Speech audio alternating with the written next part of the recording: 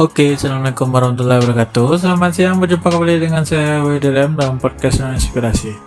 Hari ini kita akan membahas pertemuan kita sebelumnya, yakni membahas mengenai bab 1 penelitian. Kali ini kita akan mencoba untuk memberikan beberapa solusi dan praktik tentang cara mudah membuat rumusan masalah, tujuan penelitian, fokus penelitian, dan batasan penelitian, baik itu skripsi, tesis, ataupun disertasi.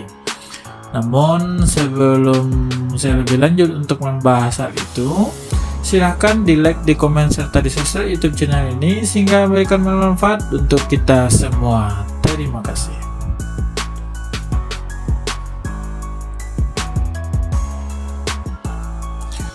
Oke.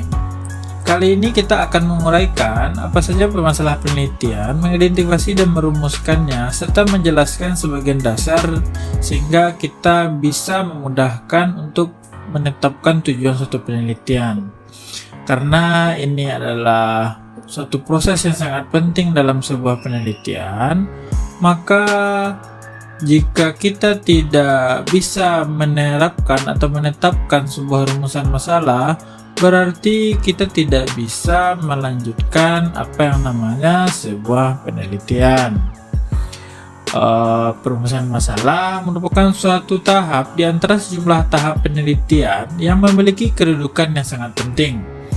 Bahkan tanpa perumusan masalah yang tepat dan memenuhi syarat, penelitian tidak akan membuahkan hasil apa-apa. Beberapa orang pernah menyebutnya sebagai research question atau research problem.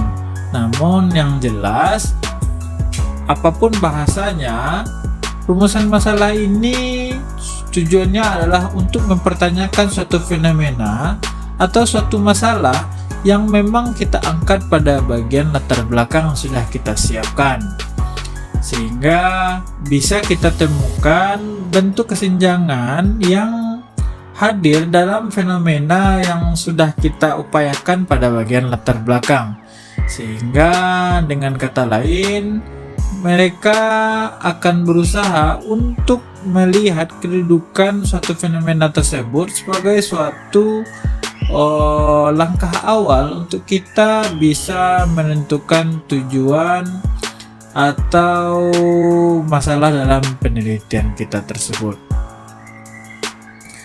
Ketika kita sudah mengidentifikasi masalahnya, maka kesenjangan itu akan menimbulkan beberapa pertanyaan-pertanyaan, sehingga pertanyaan-pertanyaan itu bisa memudahkan kita untuk mengungkapkan seperti apa tujuan dari sebuah penelitian.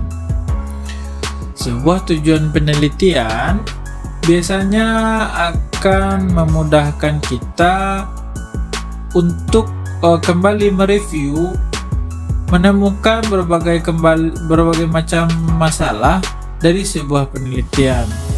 Jika kita pada dasarnya tadi di awal belum terlalu intensif untuk mengungkapkan sebenarnya seperti apa masalah penelitian, maka di tujuan penelitian ini itu akan memudahkan kita kembali mereview atau kembali mengevaluasi diri bahwasanya masalah itu ternyata juga bisa kembali direview dan diidentifikasi ketika masalah penelitian kita itu belum menyatakan sebuah keunikan dan kelayakan. Sebuah masalah yang bersumber dari pengalaman pribadi, penelusuran penelitian, kepustakaan, forum, observasi, dan lain sebagainya tentunya akan memberikan suatu bentuk kontribusi, orisinalitas, dan kelayakan, sehingga apa yang kita harapkan dari tujuan penelitian itu dapat menjawab dari apa rumusan masalah yang sudah kita tetapkan tadi.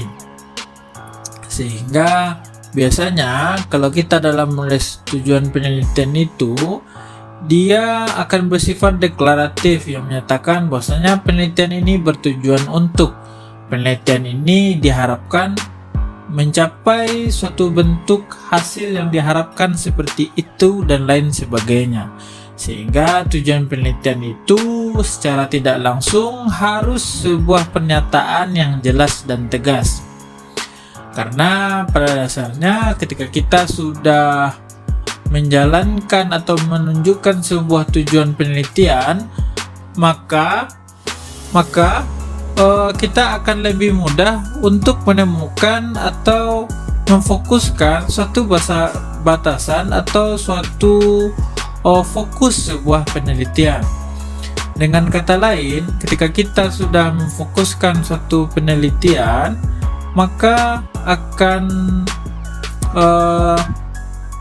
membantu kita untuk menyesuaikan suatu konsep yang lebih nyata pada masalah penelitian kita, dan itu juga bisa menjadi suatu role model bagi kita untuk bisa saja mengubah kembali judul penelitian kita, karena sifatnya judul penelitian itu bisa selalu berubah-ubah. Sedangkan berdasarkan masalah, rumusan, dan tujuan dan fokus, itu akan mempermudah kita membuat suatu pernyataan yang kuat dalam sebuah penelitian. Ketika kita sudah menyatakan suatu fokus penelitian, maka kita dengan mudah mengidentifikasi apa yang harus kita jadikan sebuah permasalahan.